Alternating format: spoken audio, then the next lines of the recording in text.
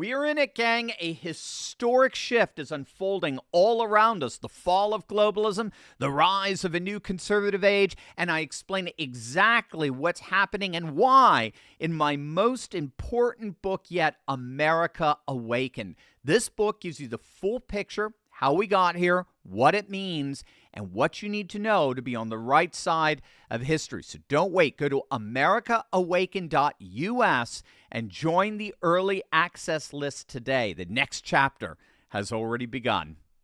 You think you've seen politicians destroy the fake news media before? Well, Defense Secretary Pete Hegseth just delivered the most brutal takedown of corrupt journalism in political history, and it's about to end careers at CNN, the New York Times, and even Fox News. What started as a routine Pentagon briefing about Operation Midnight Hammer turned into an absolute massacre of mainstream media credibility, and you are about to get a front row seat.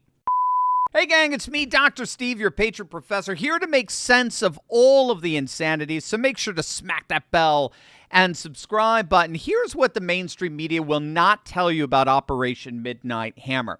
It was the most devastatingly successful military operation in modern American history. 3 Iranian nuclear facilities, Fordow, Natanz, and Isfahan, were completely obliterated by precision B-2 stealth bomber strikes using 30,000-pound bunker buster bombs. Bottom line, the technical analysis of these strikes reveals military precision beyond anything previously achieved in modern warfare. At the Al Fordow facility, which was buried deep inside a mountain and considered virtually impenetrable, 12 GBU-57 massive ordnance penetrator bombs were deployed with surgical precision. The first 6 bombs went directly down the ventilation shafts, completely bypassing the mountain's protection and entering the main hall where Iran's centrifuges and sensitive nuclear equipment were housed. In effect, what our pilots did is they used the facility's own infrastructure against itself. The ventilation shaft building was completely obliterated, as evidenced by before and after satellite imagery. The remaining 6 bombs created a devastating 1-2 punch. The first 3 destabilized the mountain itself, making it susceptible to collapse.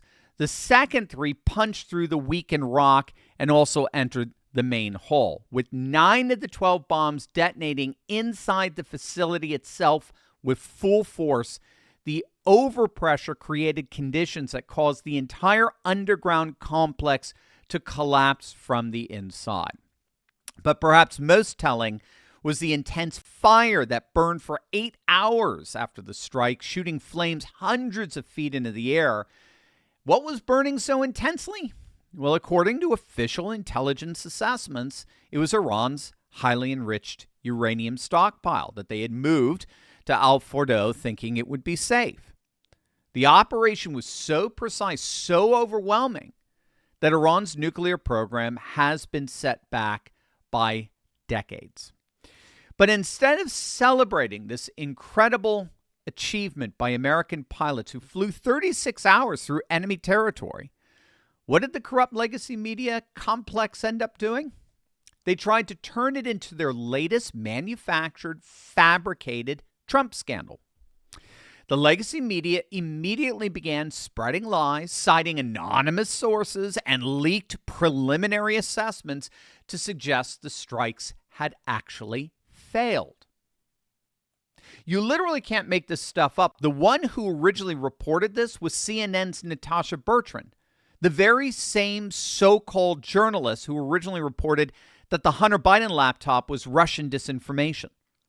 I kid you not, CNN, the New York Times, and even Fox News have all fallen for this blatant disinformation campaign designed to make President Trump look bad and undermine the credibility of our military heroes. It all goes back to a leaked preliminary Defense Intelligence Agency report that was clearly marked as low confidence and had been deliberately leaked by someone with an anti-Trump agenda. Now, they are launching a full-blown investigation to find this leaker and bring him to justice. Any responsible journalist would have recognized this as an obvious hit job and disregarded it. But the legacy media's hatred of Trump was so intense that they abandoned all journalistic standards and ran with it, as they always do. And today, when Defense Secretary Pete Hegseth stepped up to the Pentagon podium for what was supposed to be a routine briefing about Operation Midnight Hammer, he had clearly reached his breaking point with media dishonesty. And what followed was the most devastating takedown of corrupt journalism ever delivered by a cabinet official. We're obviously facing all kinds of terrors out there, but you know what's really terrifying? Thinning hair, a bigger forehead, more strands in your brush. You know what I'm talking about? You noticing that? You're not alone. Stress, aging, hormones, and nutrient deficiencies can all trigger hair loss. But no worries, we got you covered. The Wellness Company has a doctor-formulated solution that works from within and on the surface. It's called Roots, a tropical hydrogel powered by 7 peptides that support the body's natural repair processes to promote visibly thicker, fuller hair. With consistent daily use, Roots helps extend the growth phase and reduce shedding. It includes methylene blue, which supports mitochondrial function and delivers antioxidant benefits directly to the follicle. Whether you're dealing with postpartum hair loss or hormonal shifts or early signs of aging, Roots targets the root cause literally. Head on over to twc.health/Turley. Use code Turley to get 15% off plus free shipping. Again, that's twc.health/Turley. Use code Turley to get 15% off and start looking your best today.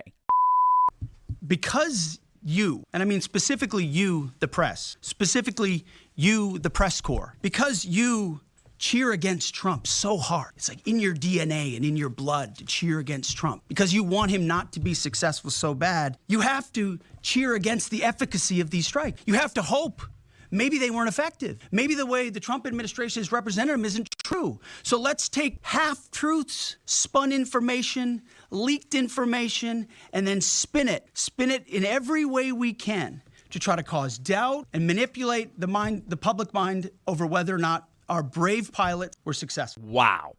I mean, the room fell completely silent at this point. This wasn't the typical political spin, from a White House. I mean, this was a decorated military veteran and cabinet secretary calling out the entire press corps for their anti-American bias. But Hegseth was not finished. He pivoted to something that cut even deeper: the media's complete failure to honor the incredible sacrifice and skill of the American military personnel who executed this dangerous mission.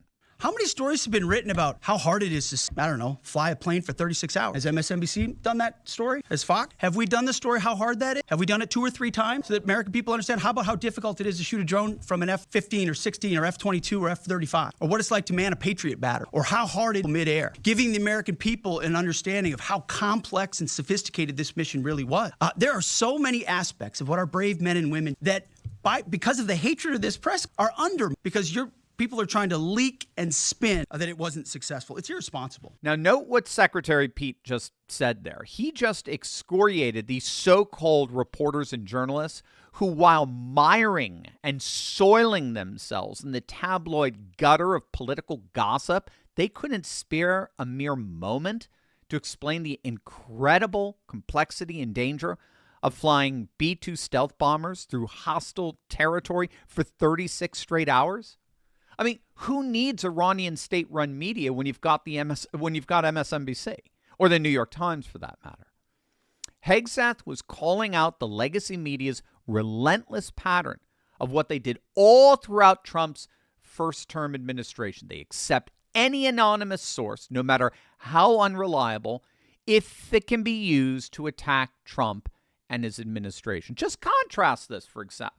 Take a step back. Just contrast this with how the legacy media ran cover for Biden after his disastrous Afghanistan pullout.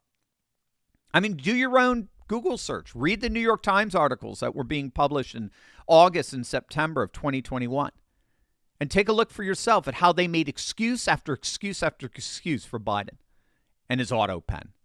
I mean, it's beyond pathetic.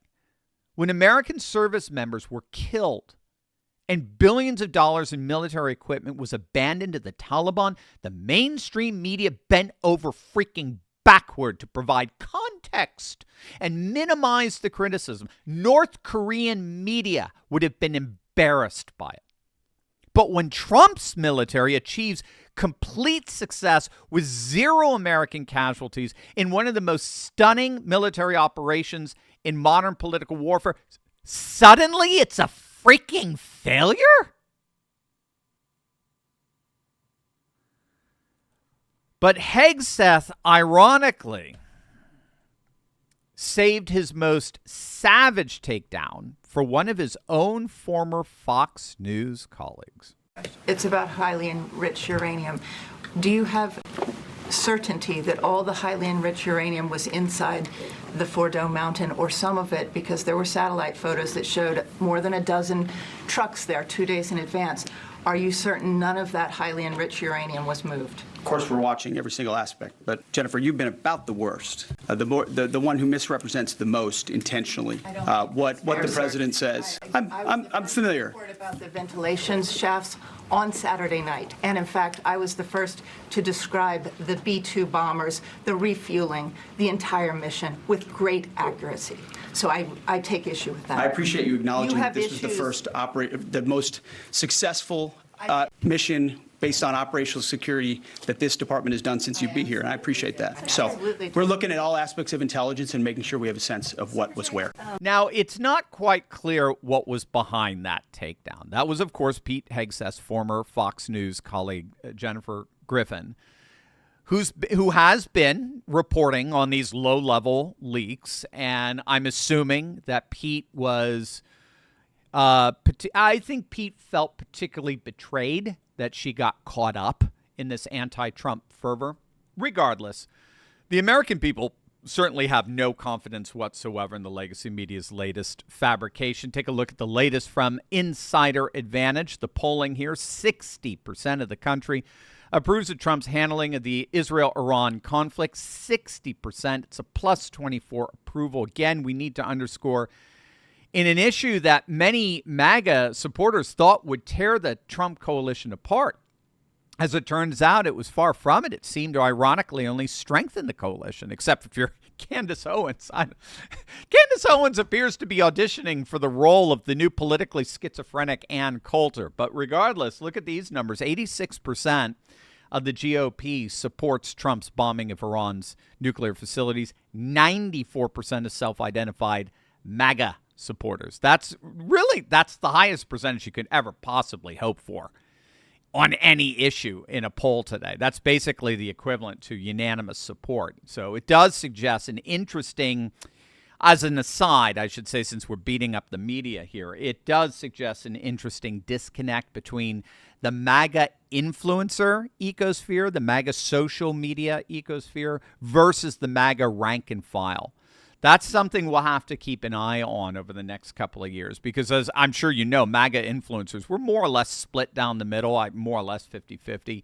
50% were all for the U.S. bombing Iran's nuclear facilities, while the other 50%, the Tucker 50%, believed it was going to start World War III and permanently destroy the MAGA coalition, disregarding that neither one of those outcomes happened. The polls do suggest that represents a disconnect between the MAGA media ecosystem and the MAGA rank and file, who appear overwhelming in their support for President Trump and this mission. And that unanimity was well represented today by Pete Hegseth. He didn't just destroy fake news narratives about Operation Midnight Hammer.